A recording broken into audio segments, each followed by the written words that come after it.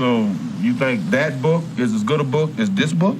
I don't know. Gibbons is a cornerstone. It's a major book. And a true book, don't forget that. And a true book, yes. But is it as good a book? I don't know. I don't know as you can make a comparison. We're talking about apples and pears. We ain't talking about no apples and pears, Professor. We're talking about books. Is that as good a book as this here book? Answer the question.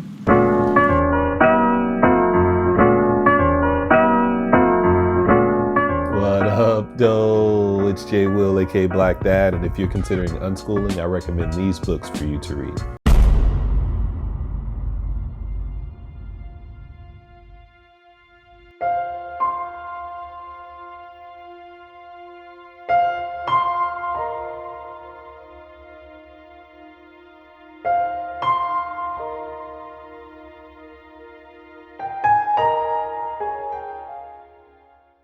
First up, Free to Learn by Peter Gray. This is really a foundational book on the unschooling approach. It examines the anthropological studies of different cultures to identify the way that people naturally learn. It goes all the way back to the Stone Age and discusses and compares the animal kingdom and how learning occurs organically in even the most primitive settings. It even talks about more modern technology and how these things can be learned without instruction in third world countries, just by giving time and access to individuals that have never been exposed to any technology. This book reveals how the traditional schooling model is very much at odds with how people naturally learn. And it encourages us parents to allow our children the freedom and autonomy to learn naturally through play.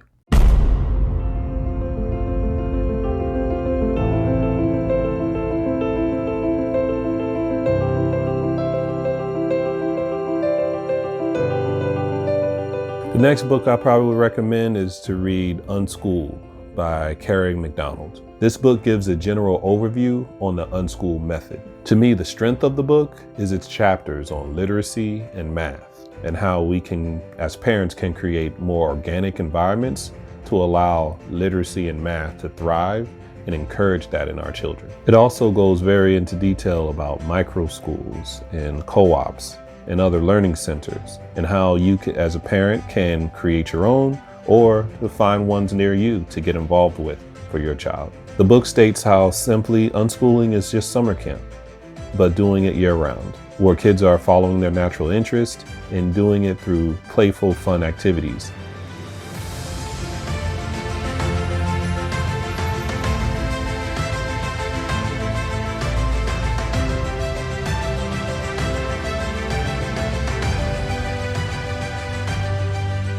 This next recommendation is probably one of my favorites. The 7 Habits of Highly Effective People by Covey.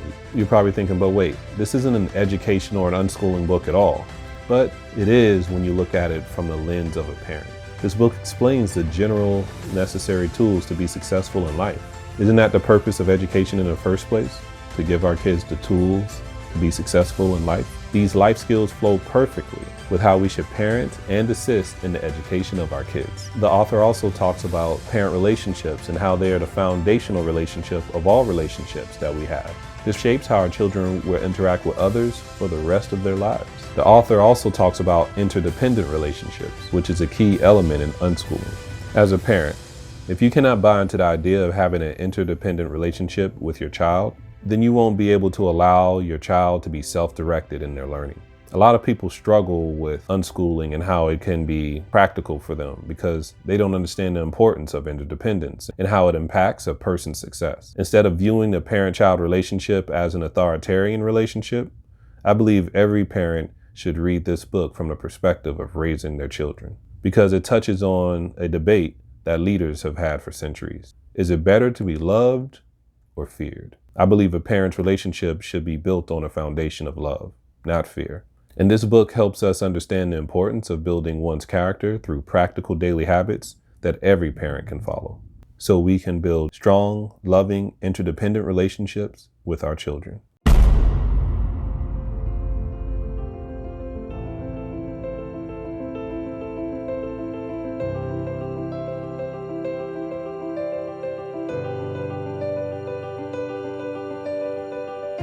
The final book is The Self-Driven Child by William Stixrud and Ned Johnson. This fact-based book examines education based on science and statistics. The author talks about the long-term effects of mental and emotional stresses and how toxic stress can be avoided naturally by giving children autonomy and control over their environment.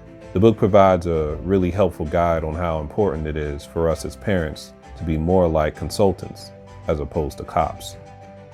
So we shouldn't be telling our kids what to do and when to do it, but consulting with them and helping them live their own lives. Because at the end of the day, the life of our child is theirs, and we are merely helping them take ownership of it. It also gives a lot of reasonable examples and advice on how parents can assist children as they face typical issues. For example, how to deal with the decisions of whether your child wants to go to church, play sports, or break ties with a toxic friendship. If you already know you want to unschool, but you're not sure how to do it in practice, this is the book. The funny thing about it is, this actually isn't an unschooling book. It actually talks about a lot of these things from the lens of students being in the classroom or traditional schools. So this book can really be used for any parent in any schooling situation. After reading these books, you'll see that unschooling is more of a parenting approach and a lifestyle. It's not really something that turns off at the sound of a school bell. Learning should be self-directed, and it occurs by living life. Because this is true, the goal is not to unschool. The goal is for your children to live and to learn joyfully.